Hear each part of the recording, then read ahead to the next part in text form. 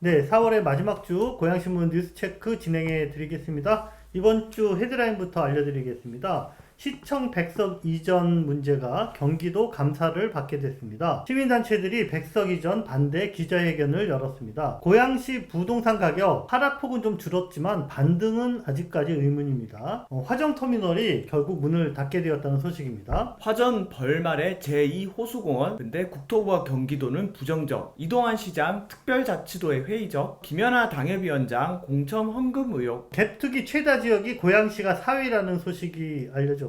지방의회 해외 연수가 본물인데 과연 고양시 의회는 어떨까요? 5월에 열리는 다양한 지역 축제 소식 알려드립니다. 시청 문제입니다. 지난달에 주민 1000여 명이 시청 백석 이전에 대해서 경기도에 주민 감사 청구를 신청했다라는 소식 전해드린 적이 있죠. 요거를 경기도가 심의를 했습니다. 그 결과 이건 감사를 하기로 했다라는 소식이 전해졌습니다. 네, 자세한 내용 좀 말씀해 주시죠. 18일 경기도가 주민감사청구 심의위원회를 열었습니다. 고양시청사 백석 이전건, 그리고 이천 시립 화장시설 설치건 두 건을 심의를 했는데, 네. 두 건 모두 서명수와 감사 청구 제외 대상이 아닌 부분들, 이런 것들을 다 종합적으로 해서 3개의 요건을 다 충족했다. 그래서 청구 요건에 부합한다 라는 네. 의견으로 모두 수리 결정을 내렸습니다. 감사 청구한 그 주요 내용 좀 짧게 좀 짚어주시죠. 앞서 윤영석 전 시의원을 비롯한 이 시민들이 민선 8기가 기존 원당 신청사 계획을 이제 백지화하고 네. 백석으로 이전 계획한 것에 대해서 법가조를 위반했다면서 감사를 청구했었습니다. 주로 다뤘던 내용들이 크게 3가지 정도 있었는데요. 직권남용과 업무상 배임 등의 문제. 사전에 의회 승인을 받았어야 했는데 일방적으로 발표했다. 제95조 이 공공청사의 설치 기준, 이거를 이제 충족하지 못했다. 실제 위법성이 있는지, 문제가 있는지 여부는 이제 앞으로 진행될 감사를 통해서 이제 밝혀지게 될 사안인 거죠. 결과가 대충 언제쯤 나올까요? 60일 내로 이 결과를 통보하도록 되어 있고요. 네. 고양시에서도 입장을 냈는데요. 이번 감사를 통해서 청사 이전에 위법사항이 없음을 확인하고 오히려 그동안 백석동 신청사에 대한 근거 없는 오해들을 풀 수 있는 계기가 되도록 하겠다. 오히려 좋아. 잘 해보도록 하겠다. 뭐 하여튼 적극적으로 감사에 임하겠다고 하니 결과를 지켜보시면 될 것 같습니다. 지난 20일이었죠. 이 21개 지역 시민단체가 참여하고 있는 고양시민사회 연대회의, 꽤 오래된 연대 조직인데, 네. 이곳에서 이제 기자회견을 열고 백석동 이전 결정을 철회하라 라는 요구를 담은 기자회견을 진행했습니다. 그동안 진행되어 왔던 법 행정적 그런 절차를 무시하고 이런 일방 발표를 한 것에 대해서 문제 제기를 했고요. 그리고 또 이전에 따른 이제 기회배형과 손해배상 문제, 여기에서 나타나는 지역사회 내에서 갈등 문제, 이런 부분들을 이야기를 했고, 그리고 또 이제 백석동 업무 빌딩으로 이전할 경우에 요진이라는 기업이 이익을 주는 거 아니냐, 특혜. 의혹 제기, 네. 원당 신청사 기존 계획이 되어야 된다, 이렇게 주장을 했습니다. 앞으로 그러면은 이제 어떻게 의미를 전망하시나요? 네. 덕양과 일산 이러한 싸움이었잖아요. 네. 근데 이게 시민단체가 결합함으로써 그런 지역 갈등을 좀 약간 넘어서는 또 다른 측면에서 뭐 나아가서는 사실은 이제 이동환 시정 자체에 대한 이제 비판 운동, 이렇게 좀 넘어갈 수도 있는, 마침 또 이번 주 토요일에 고양시국회의라는 단체가 출범한다는데, 주요 내용이 보면 이제 지금 현재 윤석열 정권에 대한 문제, 그리고 이동환 고양시장의 그런 시정에 대한 반대, 이런 내용들을 같이 좀 결합하고 있어서 이 운동이 좀 어떻게 확산될지에 대한 좀 궁금증도 많이 생길 것 같습니다. 지난 2월에 국토교통부가 노후계획도시 특별법의 윤곽을 발표를 했지 않습니까? 고양시 아파트 값이 그동안 하락세였다고 하는데, 네. 좀 약간 반등이 있었을지 궁금한데. 한국부동산원 조사에 따르면 작년 12월에 고양시 아파트 값이 2.73% 하락해서 3년 만에 가장 가파르게 하락폭을 기록했는데요. 약간 들쭉날쭉하는데 어쨌든 꾸준한 하락세는 계속 지금 보여주고 있는 그런 상황입니다. 거래 건수는 어떤가요? 1월에는 고양시 아파트 거래 건수가 아주 저조했죠. 다 합쳐서 한 340여 건 됐고요. 4월에는 다시 또 거래가 좀 주춤한 지금 그런 상황이에요. 이렇게 아파트값 하락폭이 좀 둔화되고 또 거래 건수가 소폭 이렇게 증가하긴 했지만 가격 반등까지 이어질 가능성은 이게 높지 않다라는 게 부동산 업계의 전반적인 전망입니다. 한마디로 이 특별법이 뭔가 당장 손에 잡히는 내용이 없어서 아파트가 반등을 견인해내지 못하고 있다 이런 네. 평가입니다. 부동산 업계 관계자들은 고가 아파트의 경우 이게 최고점을 찍었을 때랑 비교해 보면은 지금 한 2억 원에서 많게는 4억 원 이상 내려앉은 이런 가격대에서 저렴한 매물 중심으로 문의 또는 거래가 지금 이루어지고 있는 현상이다. 이렇게 지금의 상황을 설명을 했습니다.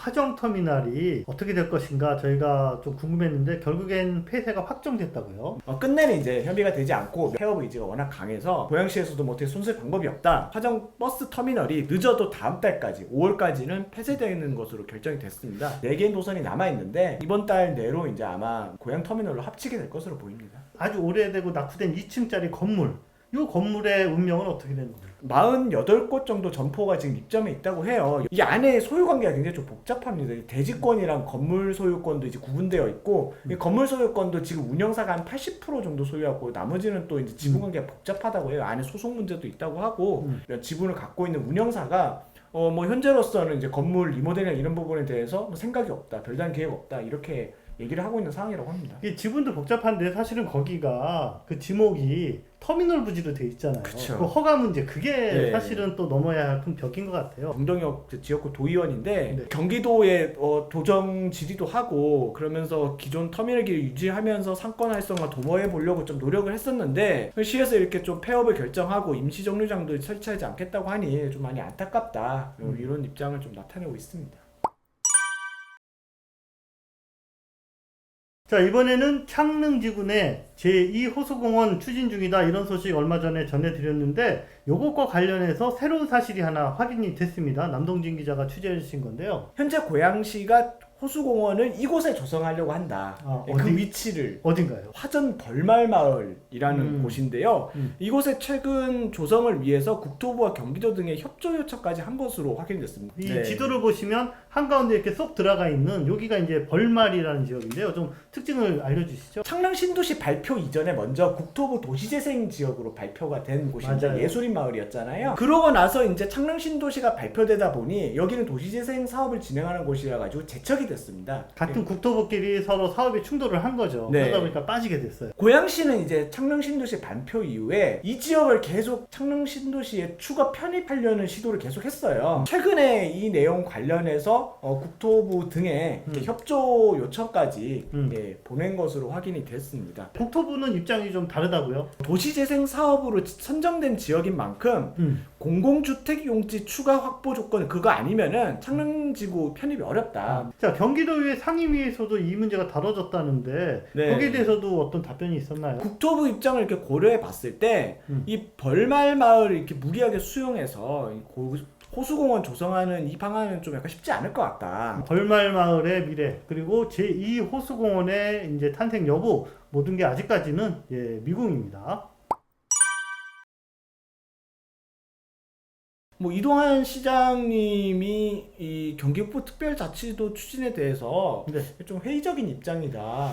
경기북부 특별자치도 설치를 위한 토론회가 열렸는데 여기에 이동환 시장이 참석해서 축사를 했어요. 그랬는데 그 자리에서 특별자치도 추진 배경에 대해서는 충분히 공감한다. 그러나 경기북부 특별자치도를 추진하기 전에 경기 북부와 경기 남부의 격차 문제를 해소할 수 있는 방안이 먼저 명확히 정리가 돼야 된다. 규제 완화, 특례 이런 것들을 관련법에 명문화하지 않는다면 분도 자체만으로는 북부 남부 격차 해소하기엔 역부족일 것이다. 그러니까 듣기에 따라서는 다소 회의적인 또는 어떤 조건부 동의 뭐 이런 입장을 이야기한 겁니다. 앞뒤 관계가 이제 어느 게 먼저냐를 우리가 판단해야 될 문제인데 경기 북부 특별자치도를 먼저 설치해야 그 다음에 광역 지자체 장도 뽑고 행정 주체가 되니까 규제 완화라든지 이런 걸 추진할 수 있지 않냐. 그래서 행정이나 산업 분야의 특수 권한을 확보하기 위해서는 특별자치도를 빨리 한 2026년까지 탄생시켜서 다음 선거 때 새로운 북부도지사 뽑아야 된다. 이제 이런 입장이에요. 근데 또 같은 당인 오준환 도의원도 이날 토론자였던 걸로 아는데 좀 약간 입장 차이가 있는 것 같더라고요. 경기 북부 특별자치도를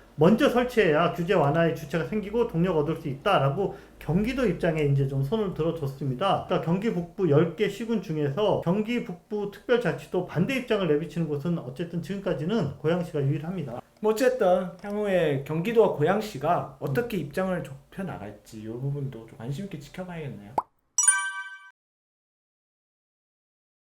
자, 지난주 중앙 언론에서 가장 많이 등장한 고양시 정치인은 김연아 국민의힘 고양정 당협위원장입니다. 고양시 모 시민단체가 김연아 위원장이 작년 지방선거 과정에서 불법 정치자금을 조성했다는 의혹을 제기하면서 김 위원장을 지난해 4월 경찰에 고발해서 현재 수사가 진행 중이라는 사실이 21일에 언론을 통해서 이제 밝혀진 것이죠. 김연아 위원장을 고발한 그 A 시민단체 측의 그런 주장에 따르면은 김 위원장이 이제 작년 지방선거 과정에서 그 국민의힘 소속 전현직 시의원들을 동원해서 계좌 이체 혹은 돈 봉투를 받는 형식 그렇게 해가지고 한 3천만 원 이상의 정치 자금을 모금을 했다. 근데 이게 불법 요소가 있다. 이렇게 주장을 하고 있는 것으로 나와 있습니다. 시도의원 후보를 공천에 쓴 당협위원장이 공천을 미끼로 이제 돈을 뜯은 거 아니냐. 이런 주장을 지금 펼치고 있다고 합니다. 특히 더불어민주당은 지금 그 송영길 전 당대표가 그 돈봉투 파장, 요게 지금 아주 시끄럽잖아요. 그러니까 파장을 조금이라도 상쇄시키려는 의도에서인지 이 김연아 당협위원장에 대한 어떤 그런 공식적인 공세를 계속 이어가고 있는 이런 모양새입니다. 이렇게 되니까 이제 김연아 위원장님께서 바로 페이스북에 입장문을 올려서 대응에 나섰습니다. 그 내용을 보면은 기사 속의 내용이 일단 명백한 허위 사실이다. 그 정치 자금이라고 얘기했던 그거 당원들이 자발적으로 이제 거둔 모임의 운영 회비에 불과하고 그리고 무슨 돈 봉투를 직접 받았다면 그런 거 하나도 없다. 이제 뭐 악의적인 가짜 뉴스를 이게 퍼뜨린 그 매체와 이름 쪽에 대해 가지고 반드시 법적 책임을 묻겠다 이렇게 주장을 하고 있습니다. 근데 진실이 무엇인지는 수사 결과가 일단 나와 봐야 알겠지만 어쨌든 내년 총선을 1년 앞두고 현직 당협위원장 그리고 소속 시도의원 다수가 이렇게 연관된 뉴스라서 지역에서도 관심이 높을 수밖에 없습니다. 고양신문도 이번 주에 이 문제를 좀 더 취재해서 새로운 소식이 있으면은 알려드리도록 하겠습니다.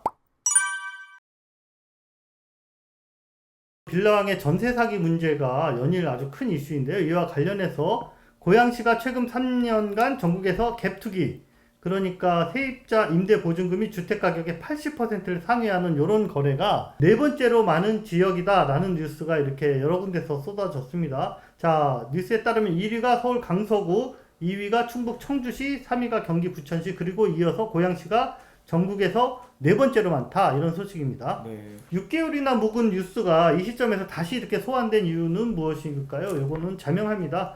빌라왕 전세 사기 문제가 워낙 큰 파장을 일으켜서 이 뉴스의 재활용 가치가 이제 높아졌기 때문이죠. 자, 어쨌든 이런 깡통 전세 위험성이 높은 갭투기 절반 가까이가 아파트보다는 상대적으로 가격대가 낮은 연립 다세대 주택에서 대부분 이루어지고 있고 고양시 역시 이에 해당하는 주택들이 다수 있다라는 점에서 저희가 다시 한번 경각심을 환기시켜주는 그런 소식이었습니다. 자, 올봄 들어서 코로나 팬데믹으로 한동안 시행되지 못했던 지방의회 해외 연수가 본물 터지듯이 이어지고 있다라는 소식이 각종 언론 매체에서 이렇게 나왔는데요. 고삐 풀린 해외 나들이 역대급 관광 연수 헤드라인들이 이렇게 뽑았어요. 네. 자, 이게 기사 논조가 그리 호의적이지는 않습니다. 자, 한마디로 말해서 해외 연수의 본래 취지와는 무관한 이런 외유성 일정으로 채워진 경우가 대부분 아니냐 이런 지적이기 때문이거든요. 네. 고양시 같은 경우도 상임위별로 소속들이 이제 돌아오시는 중인 것 같더라고요. 네, 문화복지위원회 같은 경우는 모로코와 스페인을 갔다 왔고요. 건설교통위원회는 스페인 바르셀로나시를 다녀왔습니다. 그리고 환경경제위원회는 뉴질랜드와 오스트레일리아, 기획행정위는 요번에 가지 않았어요. 그래서 총 3개 상임위가 갔다 왔고 해외연수 경비는 상임위별로 약 5천만 원 정도라고 합니다. 15일 이내에 보고서를 작성해서 60일 이내에 보고서를 제출하도록 이렇게 되어 있어요. 그리고 일반에 공개되는 시점도 60일, 그러니까 2달 정도 지나서 최종 보고서를 저희가 이렇게 볼 수 있을 것 같습니다. 자, 도대체 시의원들이 어디 가서 뭘 보고 온 거야? 이렇게 궁금하다가 이게 한 2달 지나면 잊혀지곤 하거든요. 근데 이번에는 저희 고양신문이 최종 보고서 내용을 좀 잊어버리지 않고 꼼꼼히 한번 체크해 봐서 여러분들에게 그 내용을 분석해 드리도록 하겠습니다. 4년 만에 대면으로 크게 개최가 됩니다. 고양시를 대표하는 축제인 꽃박람회는 4월 27일에서 5월 8일까지 12일간 일산 호수공원에서 펼쳐지고요. 네. 22개의 야외 테마 가든과 다채로운 실내 전시, 다채로운 문화공원과 놀이 체험이 이어질 예정입니다. 고양신문에서도 현장을 개장 첫날에 영상으로 취재해서 저희가 잘 보도해드리도록 하겠습니다. 네, 4월 28일부터 5월 14일까지는 행주산성 일대에서 행주가 예술이야 이런 행사가 열리는데요. 시민들에게 정말 인기가 높은 행사예요. 아름다운 조명과 함께 행주산성 그리고 한강 주변의 아름다운 풍광을 감상할 수 있는 이런 낭만적인 야간 축제입니다. 네, 대천문 광장에서는 다양한 역사 문화 체험 가능한 달빛 마켓 열리고요. 행주산성의 역사와 한류 문화가 담긴 포토존도 곳곳에 설치된다고 합니다. 네, 연인들의 야간 데이트는 무조건 여기라고 봐야 되겠죠. 창릉천에 가면 유채꽃을 실컷 맛볼 수 있는 기회가 있습니다. 네, 창릉천 유채꽃 문화축제가 5월 20일부터 28일까지 창릉천 하구 강매 석교공원 일대에서 펼쳐질 예정입니다. 네. 창릉천 하구는 2017년부터 고양시와 이제 강매동 주민들이 힘을 합쳐서 이게 방치됐었던 이 둔치를 꽃밭으로 가꾼 사례인데요. 네. 여기 이제 2만 평이 넘는다고 해요. 이 화사한 유채꽃을 이제 가득 메워가지고 이곳을 감상을 할 수 있다고 하는데, 꽃구경과 함께 여기 또 경기도 문화재로 지정된 고양시에서 가장 오래되고 아름다운 돌다리인 이 강매 석교도 함께 구경을 해보시면 좋을 것 같습니다. 네, 저희는 다음 주에 더욱 풍성한 소식으로 찾아뵙겠습니다. 감사합니다.